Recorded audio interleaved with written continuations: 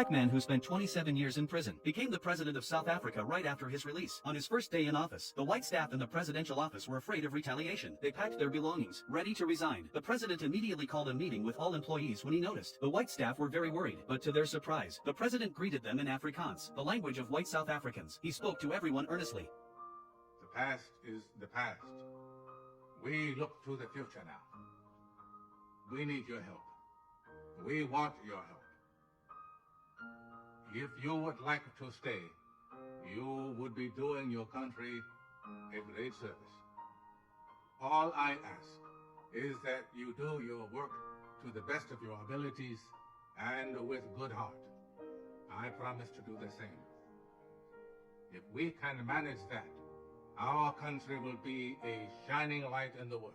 To further alleviate the concerns of the white staff, the president even hired white people as his own bodyguards. However, the black security chief was very dissatisfied, because not long ago, these white people were plotting to harm their president. He went to the president for an explanation, but the president responded like this: "When I appear in public, the people will also see my bodyguards. You directly represent me. Racial reconciliation starts here. Tolerance will also begin here." After hearing this, the chief had no choice but to reluctantly inform the white bodyguards of the president's schedule. Although he made changes on the surface, he still could not accept the previously hostile white people. This president, who was framed by white people and imprisoned, but spoke up for white people everywhere after his release, is South Africa's first black president, Nelson Mandela, the father of South Africa. As soon as Mandela took office, he faced skepticism from all media. They believed he was not capable of leading this country in deep trouble. But Mandela quickly demonstrated his extraordinary personal charisma. Not only did he speak up for South Africa at the United Nations headquarters, he also flew to various countries to attract investment, trying to save South Africa's stagnant economy. He also actively used sports events to unite people. Despite opposition from his confidants, Mandela personally attended a rugby match to watch the South African Springboks play against the England team. When he raised his hand to wave to everyone, in addition to cheers from the stands, there were more sighs for him. The bodyguards stood around nervously, but Mandela ran to the stands to shake hands with the audience. When he was about to leave, someone threw a water bottle at him. The white bodyguard said fortunately he didn't see it, but the chief said he did see it. Nothing escapes his eyes. The Springboks lost the match that day. All the white people fell silent, but the black people stood up and cheered, because the Springboks were a symbol of the apartheid system. Black people would support any team other than the Springboks. A year later, the Rugby World Cup was about to be held in South Africa. No one was optimistic about the Springboks. Even a famous reporter reported on TV, believing that the Springboks brought shame to the country and should be disbanded immediately. At this time, the sports committee controlled by black people also took the opportunity to vote to abolish the Springboks. When Mandela found out, he immediately rushed to the sports department. The president's efforts to retain the white team left everyone present unable to understand. Mandela explained, "At present, our enemy is no longer white people. They are South Africans just like us, and white people see the Springboks as priceless. If we take away the Springboks, we will lose their support, and war will break out again." At Mandela's insistence, the Springboks were finally allowed to remain, but the difficulties he faced were just beginning.